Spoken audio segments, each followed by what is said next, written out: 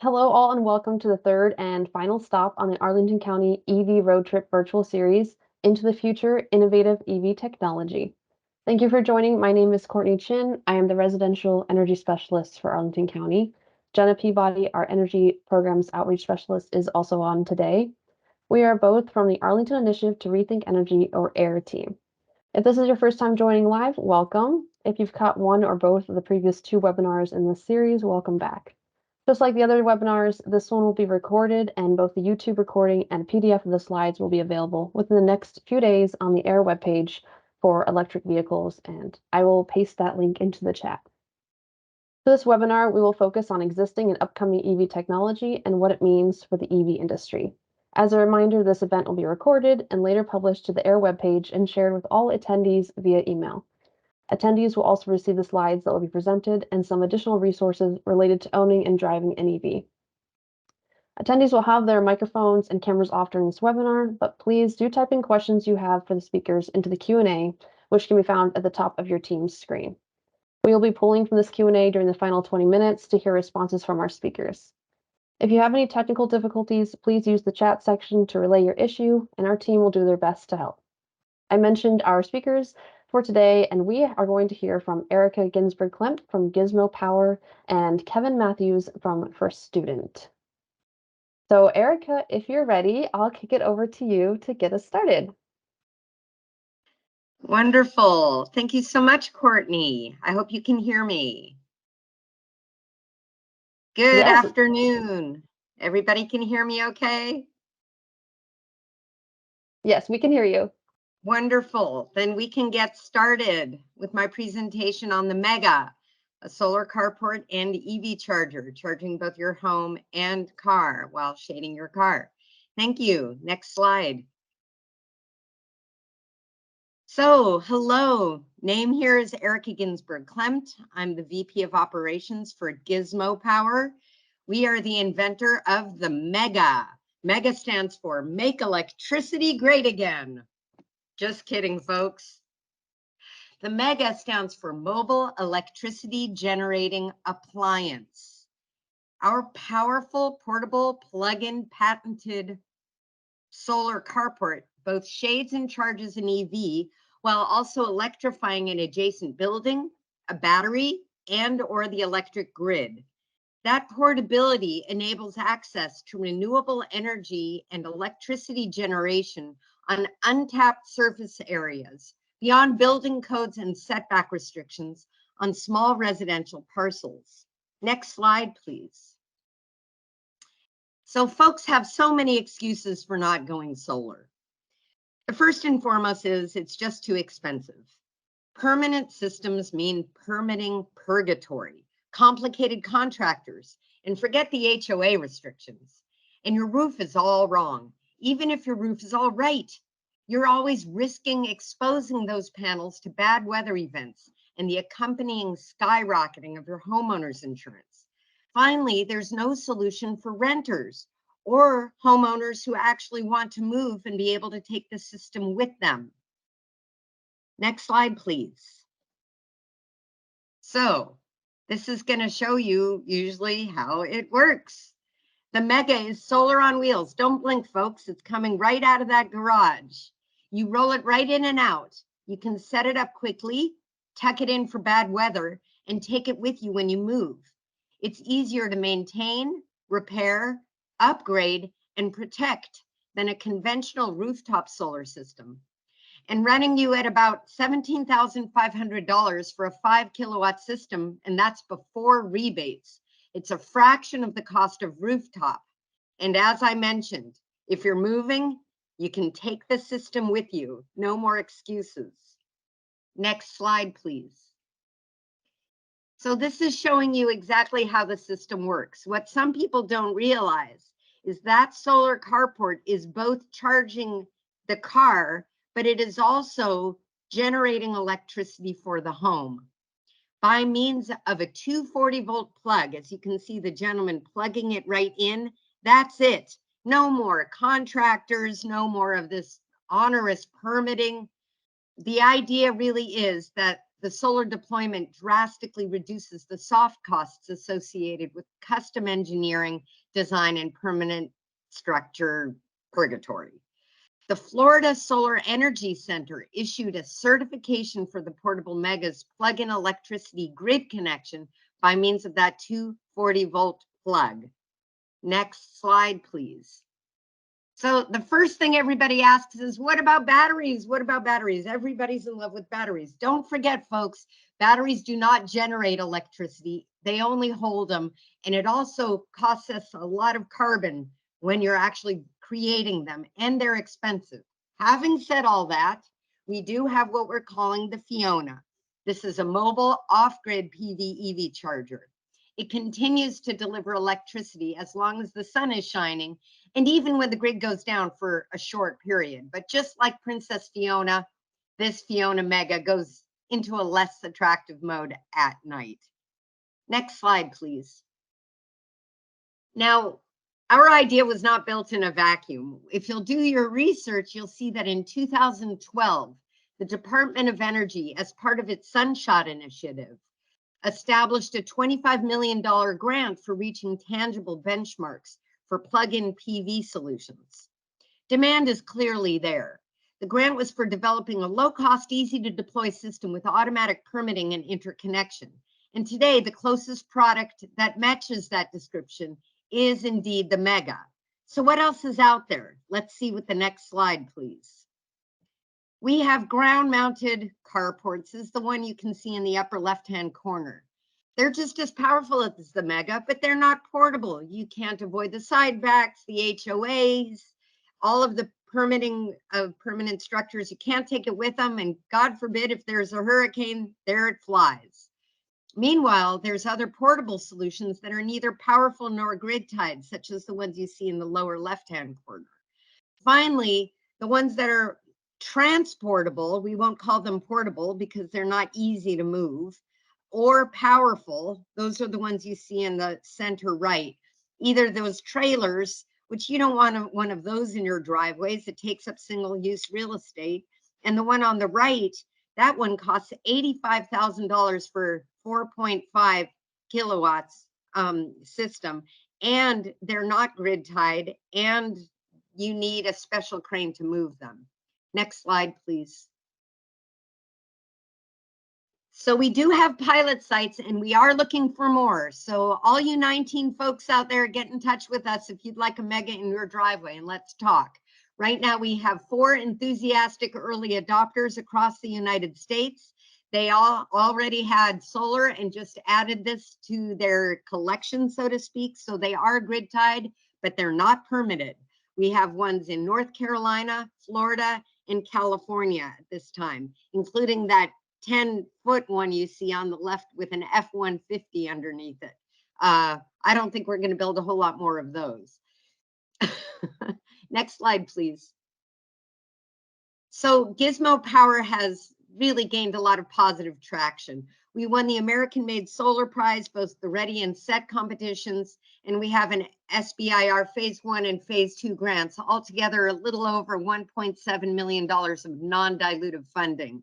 We are not looking for venture capital at this time. We are, though, seeking other like-minded people, so we look forward to talking to you more about it. The Freedom Systems Center in North Carolina State University was the first early enthusiastic adopter. They purchased our system and also established a grid impact analysis, which shows that the Mega can actually lower the duck curve when combined with smart charging.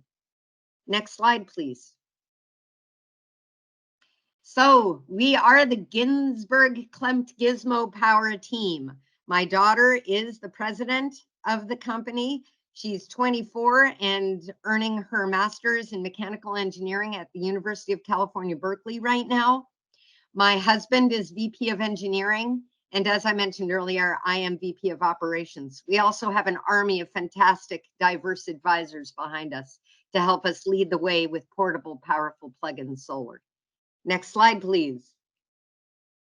Thank you guys so much. And I really look forward to your questions about plug-in powerful patented solar. And I look forward to hearing Kevin's next presentation. Thank you very much. Thank you so much, Erica. And her contact information is on the slide and will be on one of the final slides as well, included in the PDF. I just wanted to thank you for showcasing this new technology and for your hard work getting it off the ground. Just to put into perspective how there's similar tech that's growing and will become more readily available to folks across the country. There are some other companies, including Pear by Paired Power, EV Arc by Beam Global, working in different parts of the country to expand solar EV charging. This is a growing field, and we'll just see more and more of it. So thank you for showcasing that. We are excited to pass it on to Kevin Matthews from First Student. Thank you very much, and thank you all for this invitation to be here today and talk about some of the future and current areas around electrification of vehicles. So quick introduction, I'm Kevin Matthews, Head of Electrification for First Student. Based here in Arlington, Virginia. Our company's based in Cincinnati, Ohio, but I've been a proud resident of Arlington for 32 years and would not be in this role today without a fortuitous jog through the Arlington County School Bus Trade Center yard where the school buses park about 12 years ago when an idea hit us. So next slide. A little bit about First Student and why we're here to talk to you today. We are the largest operator of electric school buses in North America, with over 300 units, technically 306 operating in routes across North America today. And that's the largest fleet of school buses anywhere. We are also the largest operator of school buses in North America, with about 46,000 units operating in 39 states and 6 provinces of Canada. For about 1,200 school districts. And so the way we work is school districts will outsource their student transportations to a company like ours to achieve our efficiencies and operating scale to bring down the cost of school bus transportation for school districts. We bring a lot of expertise to the area from everything from driver recruitment to training to maintenance types of deals, our bulk buying capability, our relationship with various manufacturers. This is how we're able to effectively leverage our approach so that it benefits school districts across North America that work with us. Next slide. So we have a vision as the largest school bus operator. We believe in safety. That is first and foremost on everything we do absolutely every single day is the safe transportation of over 2.5 million children to and from school every single day is what we do. And just to give you an idea of scale for that, I just saw yesterday that Sunday, the U.S. airline industry is expecting their busiest day of the year, and the entire combined U.S. domestic airline industry will move 3 million people. We do 2.5 million people every school day, and the entire industry does close to 25 million transportation. So that's the largest people transportation company, transportation operation in North America. Most people don't realize how large the school bus operations are when you look at it collectively. But again, safety is number one, and we've now decided to extend that safety to the air the students breathe within our school buses, but also the communities where we operate our school buses. And so it's a very strategic part of our value chain and what we believe in. And so we've made the commitment to electrify 30,000 of our school buses by the year 2035. It's a very aggressive target, but it's one we have a path to do and move forward on. I know you're quickly doing the math saying, well, you've got 300 a day going to 30,000. You're barely at a percent, but that's the way you start. Is starting and moving forward. And we add about 10 to 15 electric units to our fleet each month across the country. But you can see that that's a substantial benefit in terms of greenhouse gas emissions reductions, as well as the amount of fuel consumed across the area, and also health costs that will be benefited from not exposing children to communities of the fossil fuel emissions of school buses. Next slide. And again, this kind of summarizes our operations. You can see we operate all 545 locations, now at 46,000 vehicles, 58,000 employees. And when we do 5.4 million journeys, that's the way actually the industry counts it. You take 2.5, 2.7 in the morning, 2.7 million in the afternoon. That's 5.4. That's the way the airline industry, the transit industry, they count the actual number of trips on a vehicle, not the actual number of people. And we work with about 1,200 school districts in 41 states and eight provinces. So we're really the largest there is in the school bus industry. Next slide. This is our growing presence of electric vehicles so that everyone gets an idea of where they're going and how they're being deployed around the United States. Again, 306 delivered and operational, meaning they're running routes today. We've got another, as you see, 500 some on order that'll be coming in. We've been receiving funding from the U.S. Environmental Protection Agency through the Clean School Bus Program to acquire additional 180. We've also received grants from other states and utilities to bring other buses in to operations. So we begin to continue to expand. But just like a school district, we do rely on grants and incentives from other organizations to help us bring down the price of the buses because our customers, the school districts, have limited resources and generally can't pay additional funds for school buses. I just also want to put this deployment across there because you'll see up at the very top there, Quebec, where we have our largest fleet of 281 vehicles operating and deployed. I want everybody to know that's cold weather. Those of you who've been to Quebec, Montreal in the wintertime know it's cold, often minus 20. These buses roll out in that temperature, pick up the kids, bring them back home in the afternoon. So cold weather, and we had made a real conscious decision to go to Quebec first because we knew we needed to understand cold weather to be able to be successful in our job of picking up and deploying kids each day. And you can see the rest of the deployments that are now going in across the country. You see Montana kind of out there in the middle of nowhere. Again, we wanted to do some cold weather areas and also look at how topography impacts the range of the buses as well. So those Montana units will be delivered this week and go into operation after the first of the year and other deployments around there. So next slide. But what we wanted to talk today about, kind of the future of what's going on with electric vehicles and how this could provide. I know a lot of you are probably here because of medium and light duty vehicles, the Teslas, the Leafs, so forth and so on. And so why is a school bus here? Because I doubt many people on the phone buy many school buses. But there are some issues that we're piloting and moving forward on, which will pay dividends to other electric vehicle operators down the road. And that's around vehicle to grid. And that's really the concept where your stationary vehicle becomes a grid asset to the utility and the grid operators so that the utility can call upon your vehicle to send the stored energy in your battery back up into the grid to deal with a variety of issues that the grid may be facing in order to balance it out and keep the grid operational. There are ways where that you can be compensated for that work, actually being paid money to have your vehicle tied in, but it does take quite a bit of operations and know-how in order to achieve that today. It's not just the vehicle that's a part of the solution. It's also the charging station that you deploy, as well as the software that's integrated into both the vehicle and the charging station and how that integrates into the utility grid as well. But that's why we're conducting a number of pilots with utilities. The one thing about school buses is most people realize they sit a substantial number of hours of the day. And that's what happened to me when I mentioned at the first of the conversation. I actually came to this business through the vehicle to grid portion of it. And when I jogged through the Arlington trade yards one day, just kind of on a curious turn, I realized all those buses sitting there could actually be energy storage devices. And school buses sit on average about 80% of the hours of a year.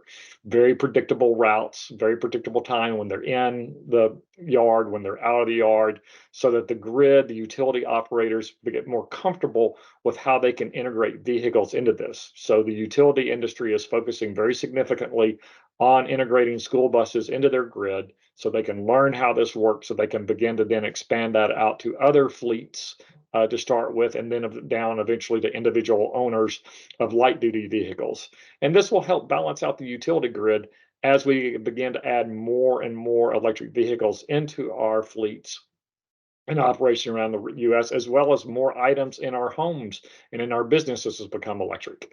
Being able to balance the grid is going to be more critical without having to build a lot of new generation to do that. And so vehicles can play a very significant role in that.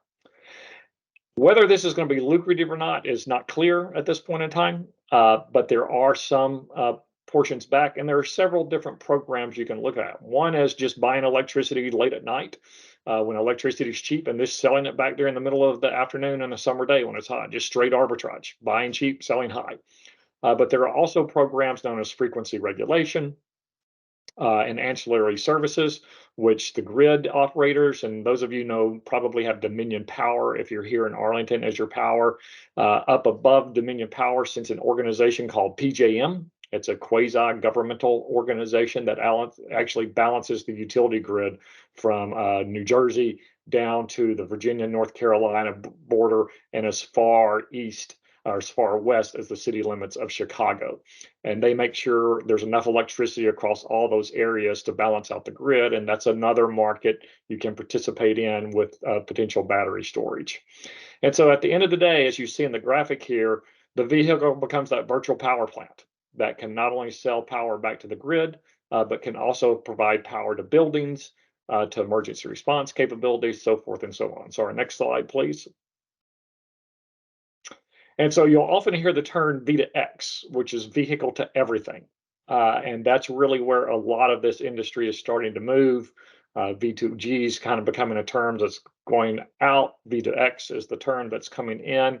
And that allows the vehicle to communicate with various different approaches and entities and infrastructure in order to provide electricity. So you've got the one up there, vehicle to grid, right back up to the grid. But down in the lower left corner, you have vehicle to building.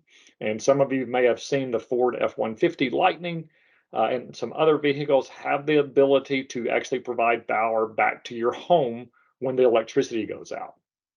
But that's the way we're looking at it, is not just simply related to a single home. You could deploy 4 or 5 school buses to a water treatment facility and run it once the power goes out, to a hospital, to a forward command center in a disaster relief, actually even to a school, which could often serve as a emergency shelter.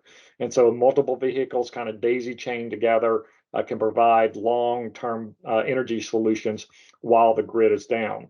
The utility can also use significant number of buses to power the grid back up. It's called a black start, should the grid come all the way down. So that's another reason fleet are the way to look at that. Then you look up in the upper right corner, vehicle to vehicle. So being able to send a vehicle out to charge a vehicle that may have run out of electricity, power in the battery while it was driving, didn't anticipate certain conditions, and be able to charge the battery out on the road. We saw some of that happen this winter on I-95 when they had this sudden ice storm between here and Richmond.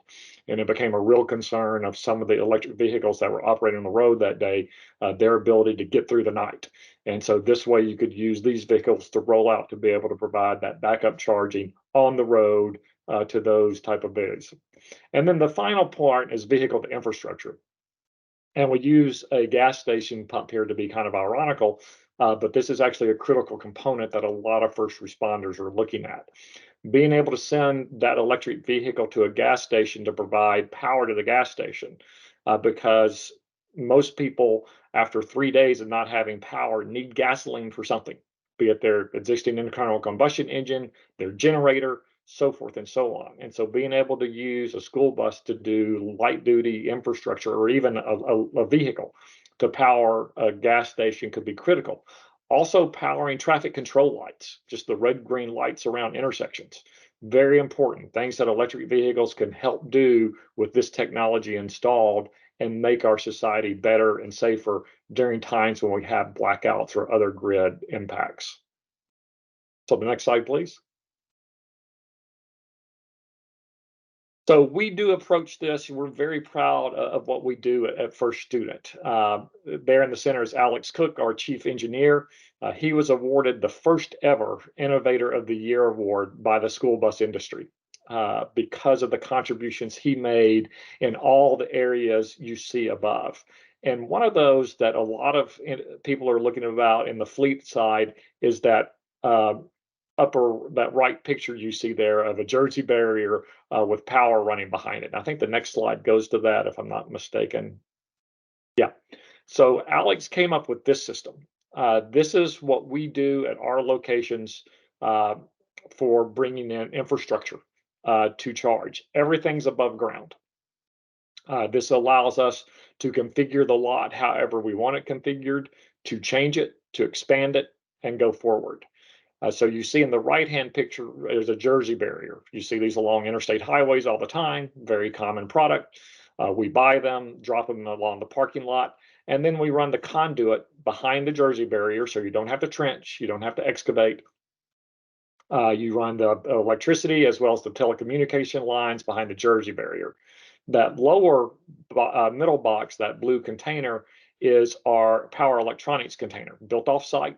We bring it in on a truck, drop it on top of where the utility brings in their electricity, connect everything there, which will disperse then the electricity throughout the system.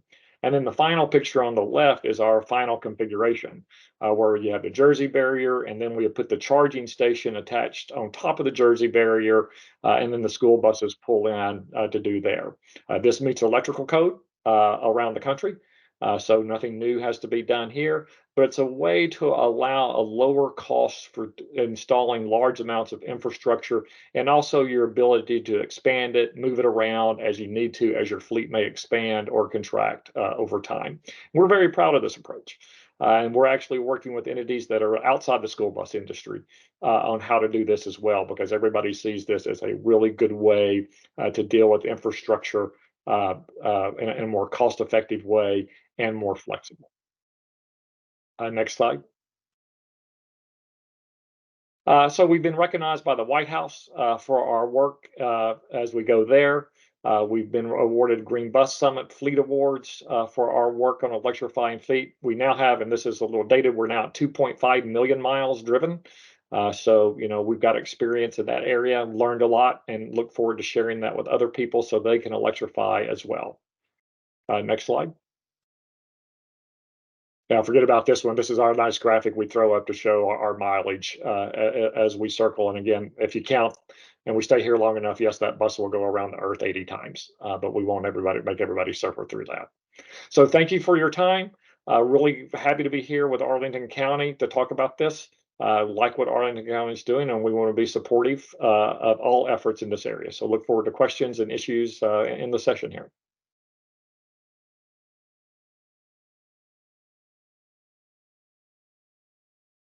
All right, thank you, Erica and Kevin, for sharing your presentations. At this time, we will move into our Q&A session. If you could both turn your videos back on. My name is Jenna Peabody, and I'm a member of the AIR team, and I'll be moderating the Q&A portion. If audience members have any questions for the speakers, please ask them using the Q&A feature on your team's dashboard if you have not already done so. I have a few questions from the audience for each of you, and please feel free to supplement each other's answers with your insight. So we will kick things off. Kevin, I think this one would be more directed towards you, but what are your projections for fleet charging? I know that you had just spoken to medium and heavy duty fleet, but are there opportunities for these stations to charge for the public as well? Yeah, it's a great approach. So under the Department of Energy joint office with the Department of Transportation, they have the NEVI program. I always forget what the acronym stands for, but they're funding fleet charging infrastructure through that program as part of the bipartisan infrastructure bill, which will celebrate its second anniversary tomorrow. And one of the requirements of that funding is that you make the fleet, the funding be available for public charging or have options there, or it has to be shared by two fleet. So yes, there are processes in place to allow for public fleet charging to be available to the public through these programs. Now, at school buses, we generally do not allow that. As anybody who's ever been down to the Arlington Trade Center in Shirlington will understand the fact that those buses are crammed in there. It's, I won't say a dangerous operation, but you need to be very cognizant of what's going on. So introducing outside vehicles into that area is not necessarily a safe way to do things. But I think you will see other fleet operators make theirs open, because most other fleet operators are out for multiple hours during the day. They leave in the morning, they're gone all day doing their delivery runs, doing what needs to be done. So that lot's kind of open, unlike school buses, which come back, go out again, not make it so much available for that. Thank you, Kevin. And so, Erica, did you want to chime in there? Yeah, just a little bit, something that probably will be coming up during the Q&A, and I'm sure Kevin might be able to speak to this as well. One of the words we haven't been discussing too much is regulatory.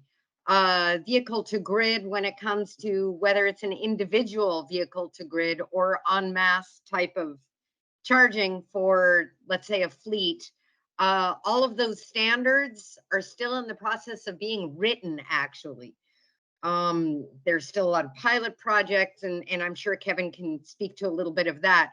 But when we talk about the technological and software hurdles, I think those are minuscule in comparison to the regulatory barriers that our cutting edge ideas have here, especially when it comes to renewable energy. So keep that in mind when we're asking about the fleet. We have to look at the codes and standards and see what is going to be actually allowed. So that's my answer. Thank you, Erica. And Erica, I know you had spoken about batteries, that they don't create electricity, but they store. So we know that battery life and the associated technology need to improve. Do you have any sense of that timeline? I don't, and I'll be very clear. Kevin may have. I'd love to hear Kevin chime in a little bit more about battery storage. We have a vision. Our vision is interconnecting to the electric grid. The electric grid for moderate income Americans is our battery. The idea of having to have our own battery and individualizing, sure, that battery could be of help to the grid. But one of the ways that we can assure that the business model is going to change towards renewable will be by self-generation. I didn't really use the expression prosumer in my presentation, but a prosumer is both simultaneously a producer of electricity as well as a consumer. And the grid should be working for us, not the other way around. So my feelings about battery is, sure, you can always throw batteries at a solution, but really what we need is interconnection, and more interconnection. Thank you. Kevin, maybe you can add something about batteries? Yeah, so batteries are kind of the holy grail right now, as I often will say, if they were ever going to remake the movie The Graduate, and let's hope they don't. But the scene where he approaches Benjamin and says, "I have one for you, which is plastics." I think that word today would be batteries, because Right. whoever figures out batteries kind of wins the award. We, of course, pay a lot of attention to batteries. It's the biggest, highest cost component of our buses that we bring into our fleet. And we study it pretty closely. We have a battery advisory group within our organization. There are 4 people on it to discuss various battery issues, and that group is split on a 4-4 vote. Will that battery pack in that bus last the full 12 years of its life expectancy, or will it have to be replaced before its life expectancy is up? And so 4 people believe, yes, in year 8 or 9, we'll have to replace that battery. 4 people believe that battery will not have to be replaced during its term life. It's just really too early to tell. But the good news is, as you look at Lawrence Livermore, NREL, some of the laboratories that are studying batteries and the impacts, they are seeing better life expectancy out of them than predicted. And even Tesla and some of the other OEMs, as they tear their cars apart, are seeing better results than expected. So we believe that the batteries will be a good resource for the number of years we're operating our vehicles. And then we haven't even gotten into the entire second life use of the battery. What it can be when it no longer can hold a state of charge to propel a bus for its daily routes. It can be used for other storage issues like that until you totally drain it from any capability, and then immediately go into recycle it once it's no longer useful. But I also agree with Erica, interconnection is a big deal. We have to do it every single time that we do a V2G project. I mean, fortunately, we're on a pilot with the utility, so the utility is working with us cooperatively, but I've been around other situations where doing that interconnection agreement is a bear. So to your earlier point, if battery life improves, would that imply that we require less EVSE for the audience, electric vehicle supply equipment? I don't think it would necessarily reduce the amount of charging that we'll need for EVSE because the battery life is better. I think it will mean that the vehicles will last longer and prices come down, which will be, I think, a benefit to all of us. Great. And so more on batteries. What are your outlooks for the solid state batteries, or outlooks on expanding the supply of cobalt, nickel, graphite, or replacing them? Right. I'll go and then Erica, is that okay? So interestingly enough, today, ExxonMobil, which is one of the very few companies that's not moving heavily into the renewable space, announced they've acquired the rights to water rights to 120 some odd square miles in Arkansas to start mining lithium out of the water supply that's in Arkansas. And I'm from Arkansas originally. I kind of know exactly where that's going to take place. We're seeing, when there's a demand for something, you suddenly find ways to find it in new and inventive ways and begin to see that in there. When it comes to the different chemistry for batteries, look, we're a school bus company. We're kind of slow to change because safety is so critical to us. We're heavily looking at all the batteries. The OEMs, of course, they make the buses, but since we're the biggest buyer of buses in North America, we have a direct relationship with them and talking to them.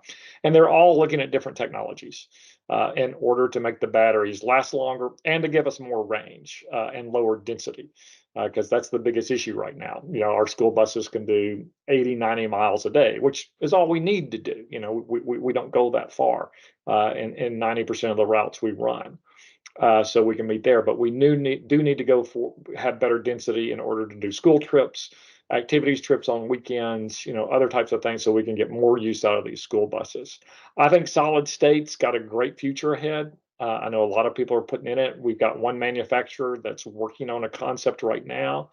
I think in a year or so, maybe 18 months, we'll be able to test that one some for them and see what's going on. So I am excited about the amount of research that's going into batteries and where it will come out.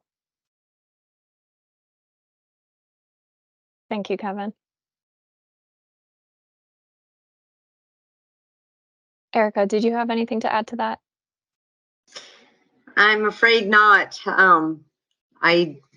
Like I mentioned, we're batteries are an extra for us. We're very focused on the generation side. There's so much talk about storage, but what about generation on site makes it, less important to even have a battery if you have it in the place where you need it. So no, Sure.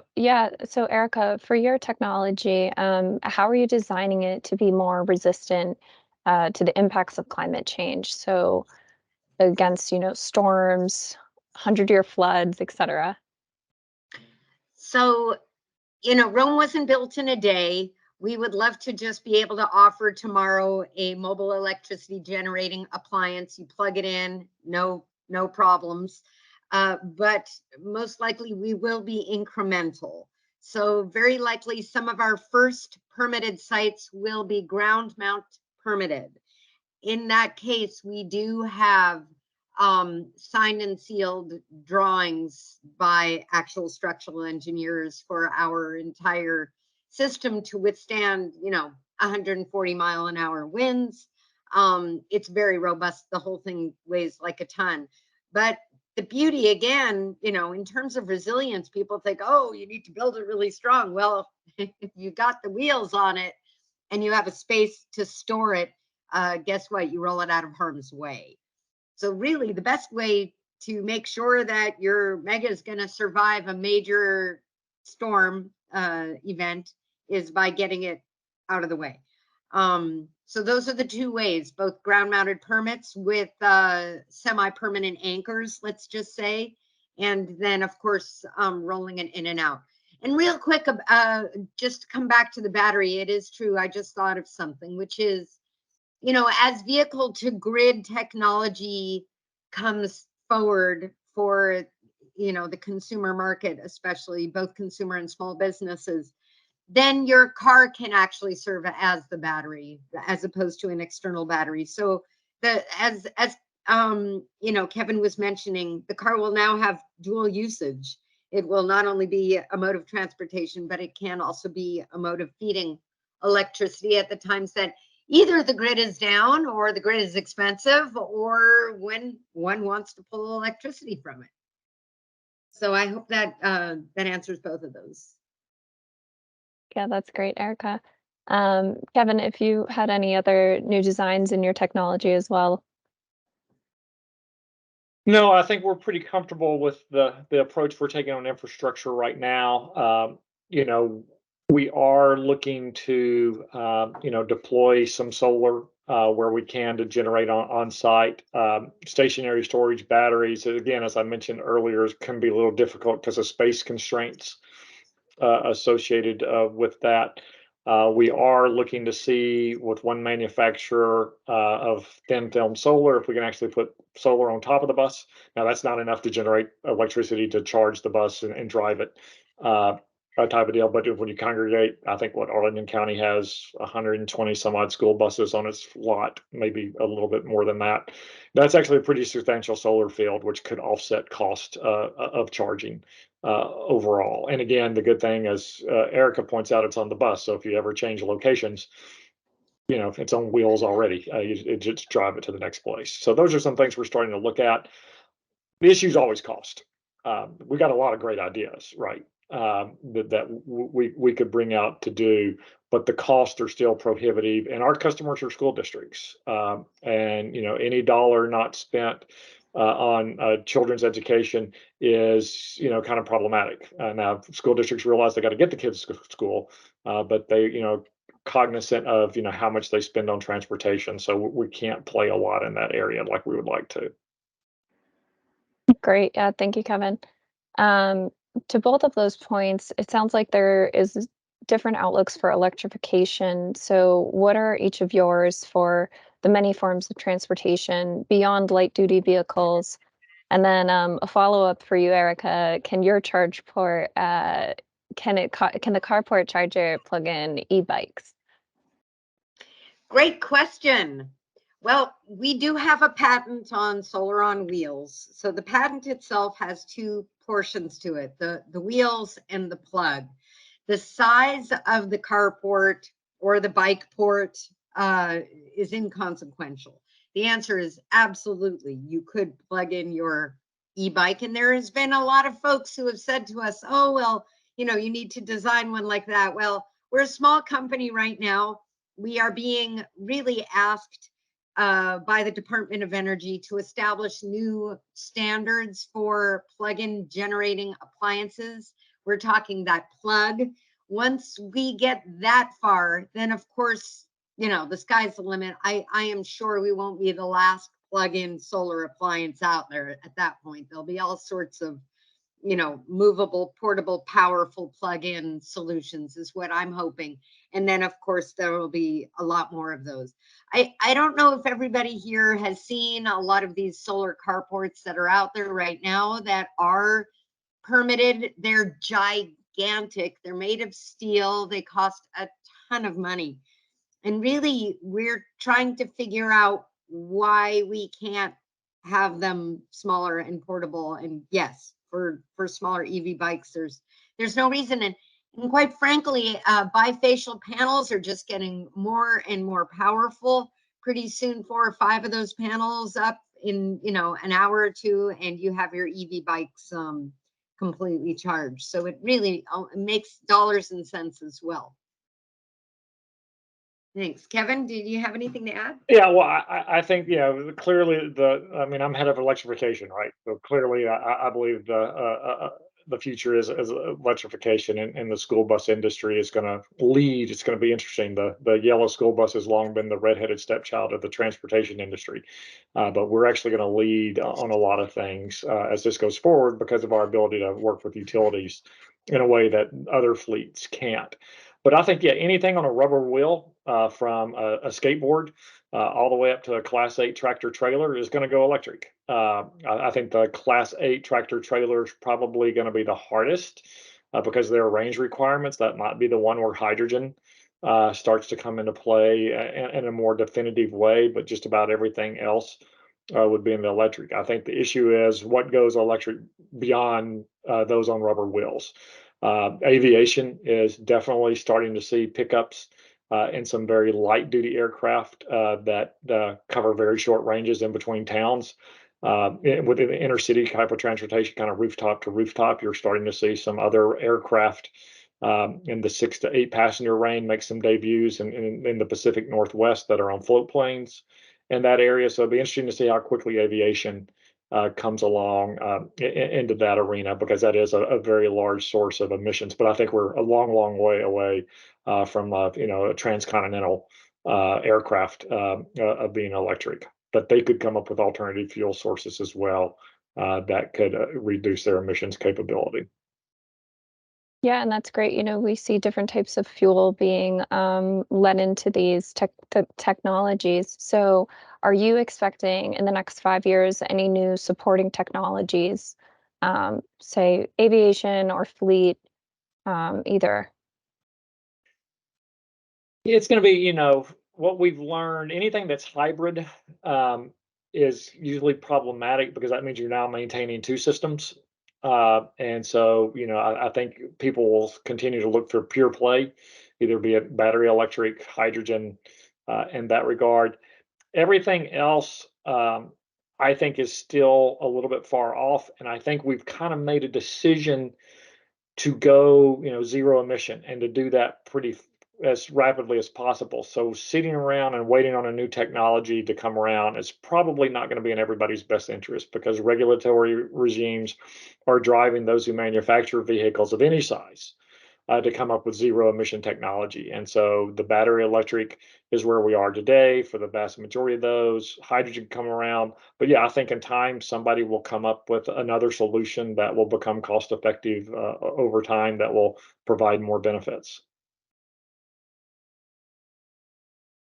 And Erica, are you either expecting new technology to become supportive for even your own technology or in the industry? What I like to answer to that is our technology is component agnostic at this point. We are looking at, as I mentioned earlier, as inverters become more flexible, as optimizers become more sensitive, as bifacial solar panels become more and more powerful, all of these can be integrated into our technology. My specialty and what I can speak to is my deployment method. It's really a new deployment method. Look, folks, if you want to go to get solar and you go down to the department, I want an interconnection agreement, they will ask you, are you ground mount or rooftop? And the answer is neither. And that is where we push the needle. That is where we're trying to make the difference. So frankly, blue hydrogen and cold fusion and all of this wonderful breakthrough technology that we're talking about, that's wonderful. There's a space for everybody in this field. And if you're into what they call deep tech, that's definitely deep tech. Ours is regulatory tech. We are looking at what we call, not so fondly, interconnect disagreements. In many ways, we're even looking at interconnect suppression. So what we are doing is really about the deployment methodology and not about the technology, which is, I must say, a little bit more of a sexier theme usually. So I hope that answers that question as best as I can. Yeah, thank you, Erica. And I know you had mentioned regulation earlier. So could you maybe talk more about key strategies or policies that you think would speed the progress, looking across all transportation sectors? I cannot speak of across all transportation sectors. I'll leave that one to Kevin. I will just stay with my little old plug-in solar generation. we have over 3,000 AHJs across the country. AHJ means authorities having jurisdiction.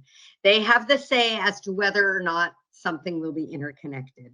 Our challenge, our goal is to find those like-minded ones out there to accept plug-in powerful solar with what's called a UL 1741 automatic shutoff. I'm sure Kevin understands what I'm talking about, but when the grid goes down, the whole situation goes down. That's the way it is since a number of years. And the problem is that regulations have not caught up to that. Neither the NEC, which is the National Electric Code, nor UL certification, nor many of the other regulatory barriers that we face. So for the next 24 months, we have those go, no go milestones mandated down from the DOE for our grant. And we're hoping to make it through. If I do, then I can eventually, retire feeling like I actually did something. So that would be my answer.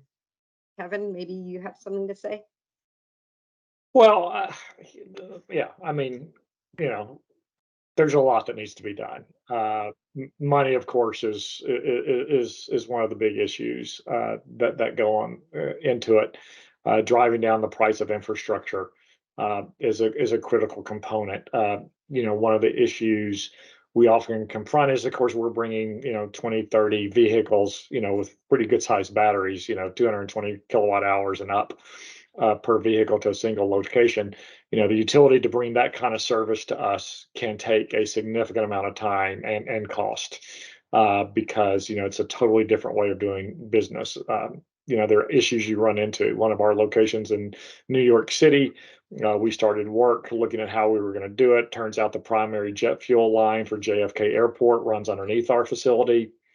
That brought in all kinds of new issues, you're not expecting to deal with on that. So I really think a lot of time needs to be spent with the utilities in order to make this transition go more efficiently and allow for these innovative approaches to go forward. They figured out how to do solar. What we're doing here on rooftop solar, what we're doing here with batteries is not substantially different. It's still an electron is an electron is an electron. So being able to save, and again, safety is important. We don't ever argue that in the school bus industry.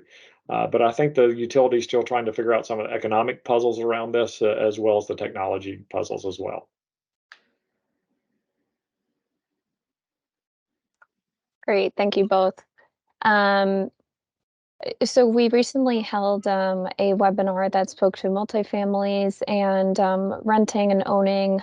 So we wanted to quickly ask you, did you have any insight into how can we expand charging options in those neighborhoods or on public streets? I'll start, I guess.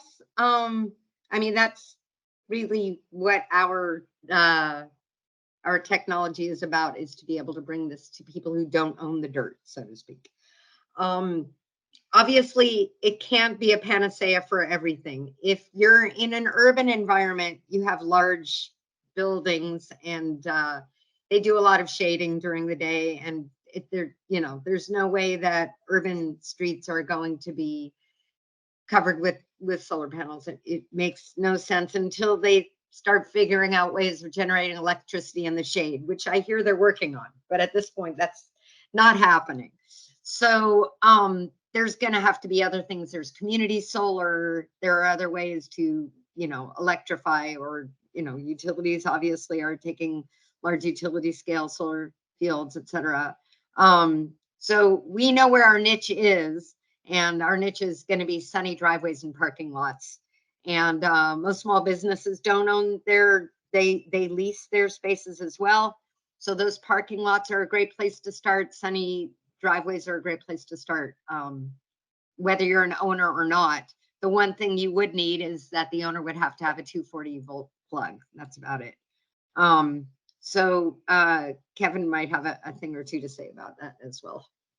Well, yeah, we don't. Of course, we're fortunate. We only have to electrify our single locations to be successful.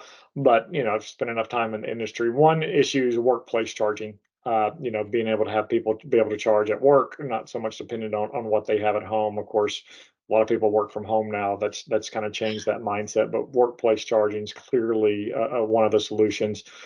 As I mentioned, we've got a big deployment in Montreal, so I'm up there pretty frequently. They've been able to install charging infrastructure on light poles. So anywhere along a city street that there's a light pole, there's also a charging station, which is pretty effective, cost-effective way to deploy across a wide area.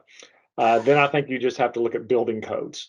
More and more local jurisdictions are creating building codes that if you build a new house, build a new apartment complex, it at least has to be wired. As Erica was mentioning, the 240 volt connection into the garage area, into the parking areas, so that it was easier to install some type of charging infrastructure in that regard. And multifamily dwellings, which we're having a lot more here in Arlington, that's what we really need to look at, is how do we amend those building codes or incentives to put that charging infrastructure as we're building new multifamily dwellings. Thank you, Kevin and Erica. Just want to leave you with one last question. In 30 seconds, what are your parting words of advice to anyone who's hesitant to electrify? Well, I'm hoping to help make it affordable for the moderate income American, that it's not only something for the wealthy. All I know is it might, we need to find financial mechanisms to bring the cost down. But other than that, it is fun to run on sun. And I've got 3 kids doing it. We bought all of our Leafs, used from 2012, 2013. I don't know how far your 17, 18-year-old needs to go, but we've been very lucky to be able to buy those reasonable, and they have paid for itself in gas. And now that has been a joy for us to be able to be prosumers. When you take the leap, it is a lot of fun, and I'm hoping to help make it more and more affordable for moderate income folks out there. Thank you. Yeah, and quickly, we just, our message, again, our customers, primary school districts, but this is doable. There's really nothing to fear about doing this. You just have to really do your homework. And of course, we're with schools and they know how to do homework. So, just do your homework. You can make this work. It's doable, and can really make life much better for you. What I tell people with AVs, it takes about 10 to 12 days, maybe a month at most, and you suddenly realize, I didn't have to go to the gas station Sunday night to fill up before the work week began. Those little things suddenly that you never thought about start to crop in and make you realize this is a much better solution for transportation than the internal combustion engine. Well, thank you both. We have unfortunately reached the end of time for the Q&A session, but we really appreciate your responses and your expert insight into EV technology. And thank you to our audience members for joining us today and for your questions. If we did not get to your question, we will plan to follow up via email with responses and links to the AIR website, which will house additional EV resources, this recording, and the slides. Also on our website, you can find our page on energy incentives for buying an EV, purchases of previously owned clean energy vehicles, including electric vehicles or fuel cell vehicles, and purchases of new electric vehicles in 2023 may be eligible for tax credits available through the Inflation Reduction Act. The link to our IRA energy incentives page will be posted in the chat. You can click that link or scan the QR code to read more about the EV incentives or other energy efficiency upgrades that are eligible for tax credits and rebates. And with that, we thank you for joining us. This concludes our Into the Future Innovative EV Technology webinar and our Think Big EV Road Trip expert-led virtual series.